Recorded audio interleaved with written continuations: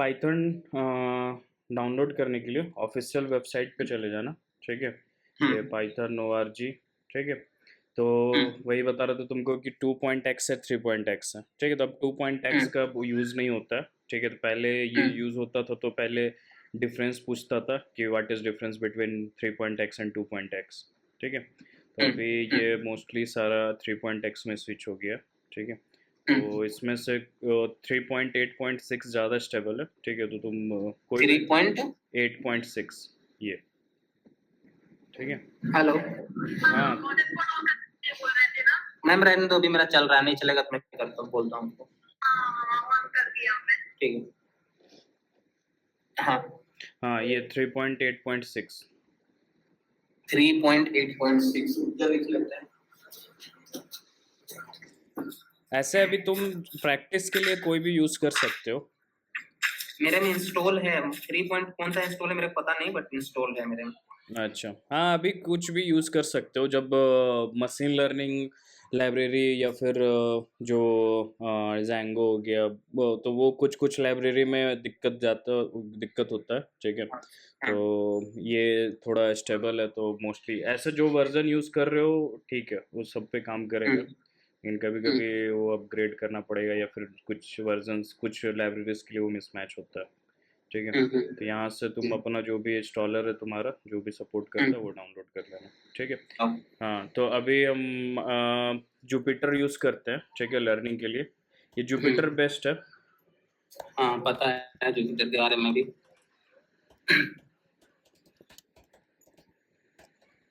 ठीक है, तो जुपिटर नोटबुक डाउनलोड कर लेना, पिप इंस्टॉल। ठीक है, तो अब हम मान लो इसको इंस्टॉल करना जरूरी है, ऑनलाइन भी तो यूज हो जाता है ना ये। ऑनलाइन यूज़ हो जाता है, तो ऑनलाइन बहुत सारा प्रोवाइड करता है, गूगल का भी प्रोवाइड करता है, और बहुत सारा हर जगह मिल जाएगा। लेकिन इंस्टॉल कर दोगे तो वो तुम्हारा लोकल पे ही रहेगा वो। ठीक है, डेटा अगर मान लो लोकल पे सेव करना चाहते हो या फिर कभी भी काम करना चाहते हो तो। ठीक है, अच्छा अच्छा, जुपिटर ही यूज करना जरूरी है या नॉर्मली ऐसे नहीं, डायरेक्ट कुछ पाइथन यूज कर सकते हैं? कोई भी यूज़ कर सकते हो। नॉर्मल पाइथन का भी जो यहाँ से भी हम पाइथन यूज़ कर सकते हैं। अब जैसे डायरेक्ट हम पाइथन लिखें। ठीक है, हम्म, हम्म। तो ये आया क्यों नहीं? जैसे मैं बता रहा हूँ, जैसे मैं VB यूज करता हूँ तो मैं VB में कोडिंग करता हूँ हम्म। और उसी में रन करवा लेता हूँ हम्म। विजुअल स्टूडियो में।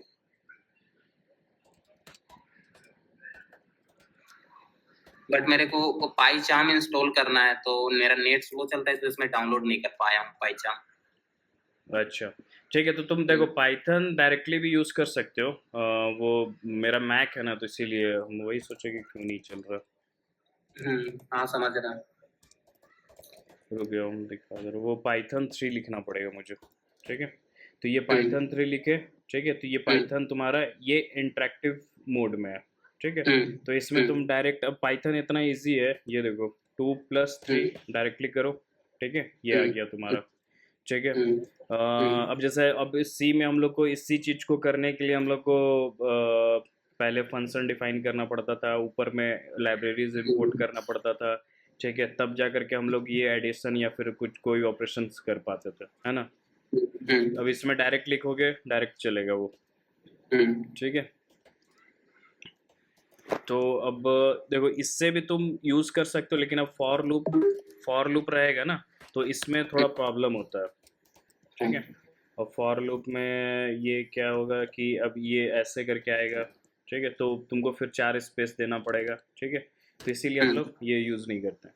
ठीक है, तो नॉर्मली तुम कुछ भी कैलकुलेशन वो सब कर सकते हो, कोड वोड लिख करके चेक कर सकते हो। ठीक है, हम जुपिटर पे आते हैं अब लोग। ठीक है, जुपिटर पे देखते हैं कैसे है। ठीक है, तो हम ऑलरेडी एक फोल्डर क्रिएट किए हुए थे। ठीक है, तो हाँ जुपिटर पे तुमको मतलब नया फाइल क्रिएट करने के लिए यहाँ से क्लिक कर लेना न्यू पे। ठीक है, पाइथन 3। ठीक है, तो ये न्यू तुम्हारा फाइल क्रिएट कर देगा, तो ये IBPYNB करके करता है। ठीक है, तो ये जुपिटर फाइल्स होता है।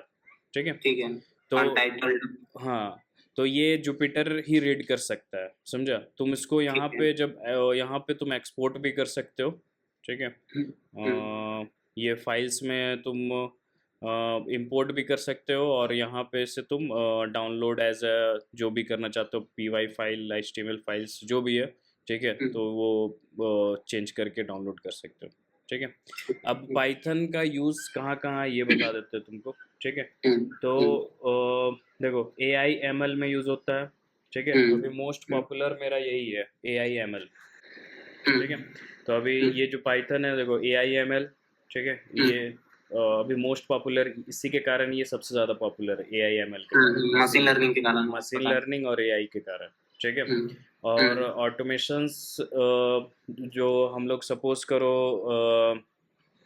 ये जैसे वेब स्क्रैपिंग करते हैं, ठीक है, तो तुम वेब स्क्रैपिंग के लिए क्या होता है, जो किसी वेबसाइट से तुम अगर डेटा डाउनलोड करना है, ठीक है, तो तुम ऑटोमेशन स्क्रिप्ट लिखोगे, ठीक है। ऑटोमेशन स्क्रिप्ट से क्या होगा कि वो ऑटोमेटिकली तुम्हारे ब्राउज़र को कंट्रोल करेगा वो, ठीक है, ब्राउज़र को कंट्रोल करेगा और ऑटोमेटिकली ब्राउज़र ओपन करके वो वेबसाइट ओपन करके और डाउनलोड कर लेगा वो, ठीक है। तो वेब स्क्रैपिंग क्या होता है, थोड़ा बताना उसका डिटेल में। वेब स्क्रैपिंग वेब स्क्रैपिंग क्या होता है, जैसे अभी कोई भी साइट है, मान लो google.com, ठीक है, तो google.com सपोज करो हम पाइथन यहाँ पे सर्च किए, ठीक है।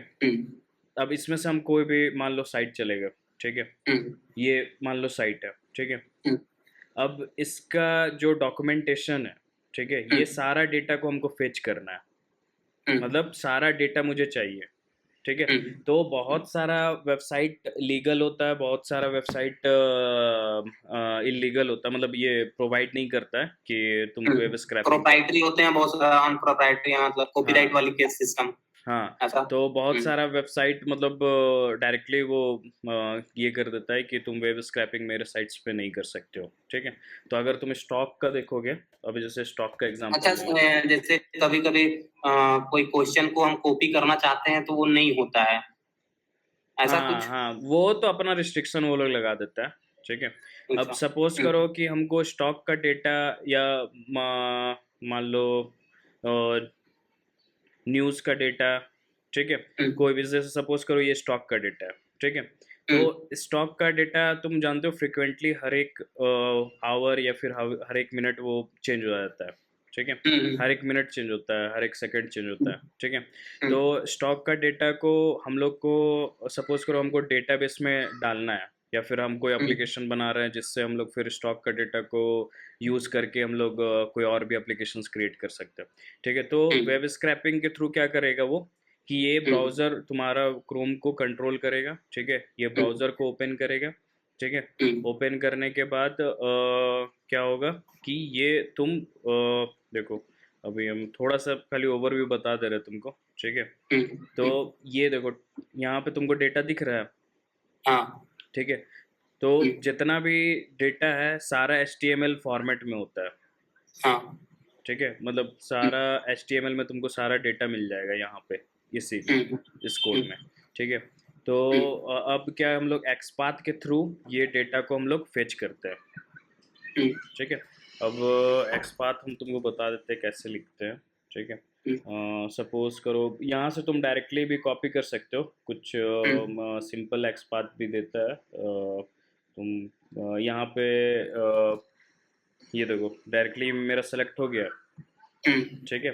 तो ये चीज़ है कि हम लोग मतलब इसके थ्रू एक्सपाथ के थ्रू एक्सपाथ हम लोग को डिफाइन करना पड़ेगा हर एक टेबल के लिए, हर एक मतलब डेटा के लिए, ठीक है। सारा के लिए नहीं, मतलब ये चीज़ ये फर्स्ट रो के लिए अगर हम डिफाइन कर दिए, ठीक है, फर्स्ट रो के लिए अगर डिफाइन कर दिए तो मतलब डायनेमिक हम लोग सेट कर सकते हैं, ठीक है। पाइथन मतलब फॉर लूप को इटरेट करा करके, ठीक है, फॉर लूप को इटरेट करा करके और सारा डेटा को हम लोग फेच कर सकते हैं, ठीक है। एक कोड स्क्रिप्ट एक लिखना पड़ेगा, सेलेनियम हम लोग यूज़ कर सकते हैं उसके लिए, ठीक है।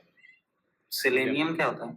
सेलेनियम बेसिकली वो ऑटोमेशन टूल है, ठीक है, और सेलेनियम लाइब्रेरी है तुम्हारा पाइथन का।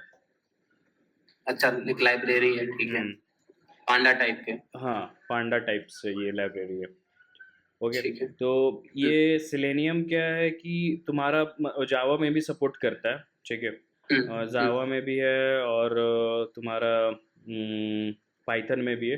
तो हम लोग आईडीई है ये? आईडीई नहीं है, ये है तुम्हारा लाइब्रेरी है, ठीक है। अच्छा। So with the help of this library we can extract data from website. अच्छा, वेबसाइट का डेटा को हाँ एक्सट्रैक्ट करने के हाँ, लिए। we can fetch data with the help of this Selenium. So basically this is the tool for automating Chrome browsers. Okay, hmm, so with the help of this Selenium we can control Chrome browser, and suppose if I want to click here, okay, so with the help hmm, of this Selenium automatically we can click here, and we can fetch all the data, and we can insert into our database. Okay. Okay, so it is working like that. Means uh, ये हम लोग Chrome को पूरा control कर सकते हैं, ठीक है, सेलेनियम से। और सेलेनियम से कंट्रोल करने के बाद तुम कोई भी डेटा या फिर कुछ भी एक्सपाथ लिख करके, ओके, एक्सपाथ लिख करके तुम डेटा को अपने मोंगो डीबी मतलब जो भी है डेटाबेस, जो भी यूज़ कर रहे हो डेटाबेस पे डायरेक्टली वो डंप करा सकते हो। ओके, सो बेसिकली ये क्या है वेब स्क्रैपिंग, कि तुम कोई भी वेबसाइट से कोई भी वेबसाइट को ऑटोमेट करके और तुम अपना मतलब डेटा वहाँ से कॉपी करके और अपने मतलब डेटाबेस या लोकल पे डाल सकते हो, ठीक है। तो ये चीज़ें हम बताएंगे तुमको अगर फिर नेक्स्ट टाइम में जब होगा, ठीक है। तो हम लोग इसको देखते हैं कि कैसे वेबसाइट के थ्रू मतलब कैसे सेलेनियम के थ्रू हम लोग इस वेबसाइट से डेटा एक्सट्रैक्ट करके और मोंगो डीबी या फिर जो भी डेटाबेस यूज़ कर सकते हैं हम लोग उस डेटाबेस में डाल देंगे वो, ठीक है।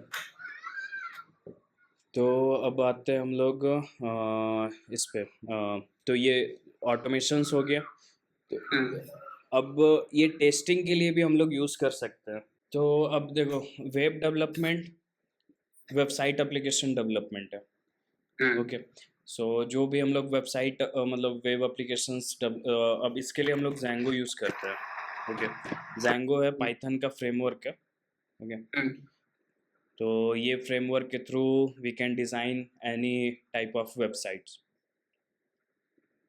ओके। तो अभी ये मोस्ट पॉपुलर है ये जैंगो।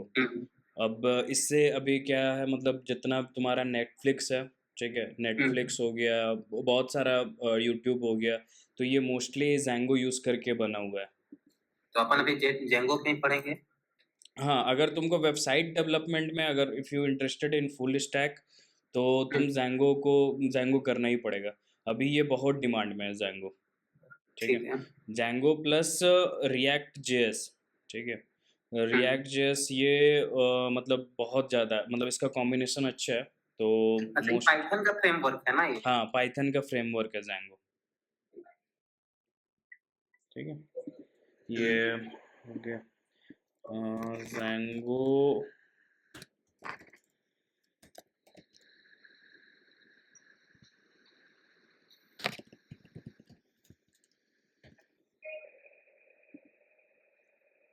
ओके, यहाँ पे तुम देखो यूट्यूब हो गया, स्पॉटिफाई हो गया, okay.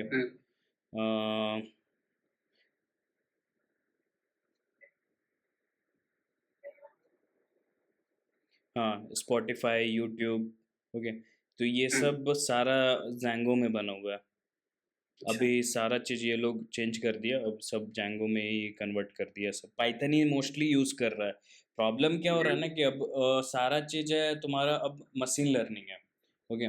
Machine learning AI ML हो गया, तो अब सारे कंपनी को क्या चाहिए कि डेटा एनालाइज करना है, okay.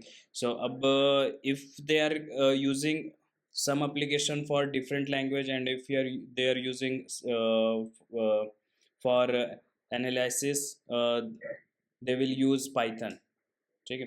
तो अब प्रॉब्लम क्या है कि पाइथन तो उसको ज़रूरत पड़ेगा ही पड़ेगा, ठीक है। डेटा एनालिसिस करने के लिए पाइथन का ज़रूरत पड़ना ही है, ओके। लेकिन अब मान लो वेबसाइट अगर डेवलप किया कोई और लैंग्वेज पे, पीएचपी पे या फिर लारावेल पे, ओके।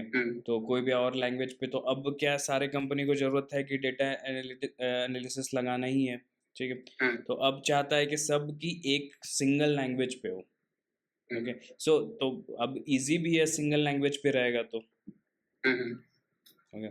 अब सिंगल लैंग्वेज पे रहेगा तो अब इसीलिए वो लोग वेबसाइट भी डेवलप जैंगो पे ही कर रहे हैं, ठीक है, ठीक है। तो अब ये वेब डेवलपमेंट, ठीक है, वेब डेवलपमेंट में यूज़ होता है जो जैंगो यूज़ कर सकते हैं। गेमिंग, गेमिंग में भी है पाइथन, ओके। सो गेम भी डेवलप कर सकते हैं with the help of Python. Animations, तो जो भी मूवी आप एनिमेशंस होता है या फिर तुम एनिमेशंस वीडियो क्रिएट करते हो, तो with the help of Python we can also do that, okay. Networking, networking जितना हम लोग पढ़े थे गेट में, ओके।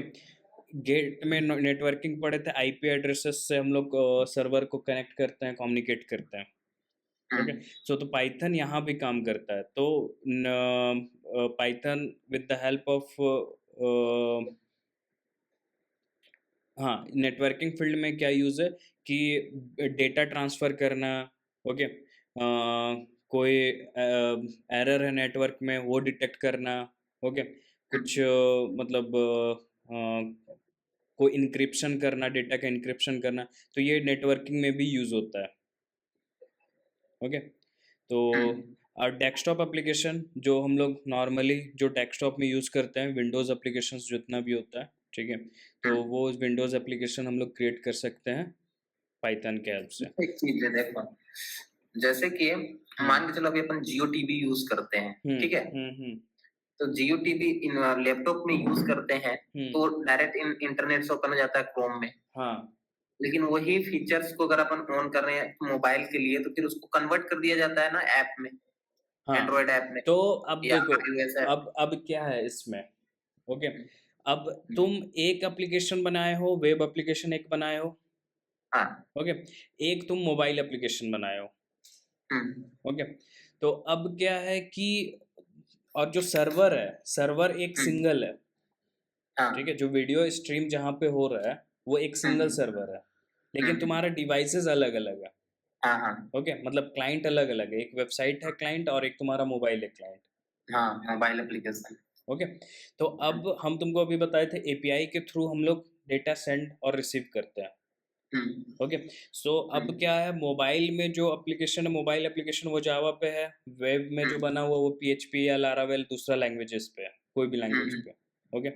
तो अब एपीआई के थ्रू हम लोग डायरेक्टली सर्वर से कम्युनिकेट कर सकते हैं। तो सेम एपीआई दोनों जगह यूज होता है, वेब में भी सेम एपीआई यूज हो रहा है और एप्लीकेशन में भी सेम एपीआई यूज हो रहा है, okay.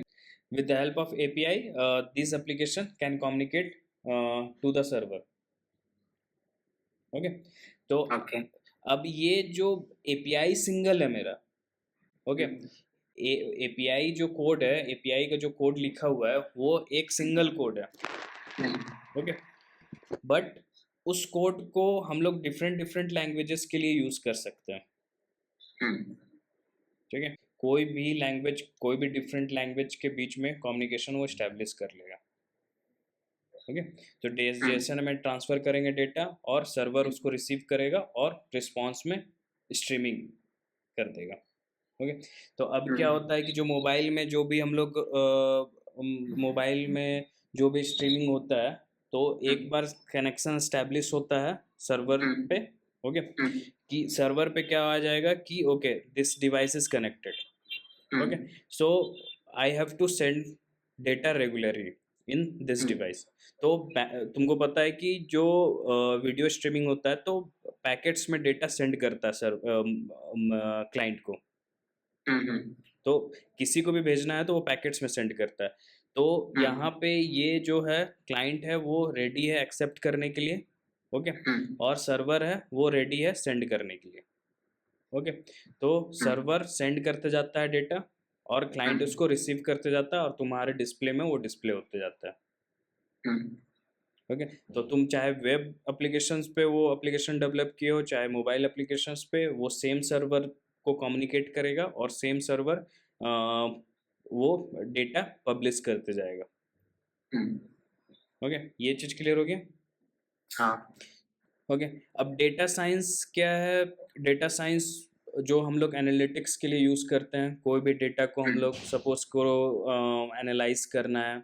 Okay, so suppose stock prediction मान लो। ओके, तो स्टॉक ऐसे मतलब कॉम्प्लेक्स है, बट फिर भी मैं एक एग्जांपल दे देता हूँ। तो स्टॉक का क्या है कि लास्ट 10 ईयर्स का डेटा देख करके वो प्रिडिक्ट कर सकते हैं हम लोग नेक्स्ट 5 ईयर्स का डेटा और मे बी करंट डे का डेटा। ओके,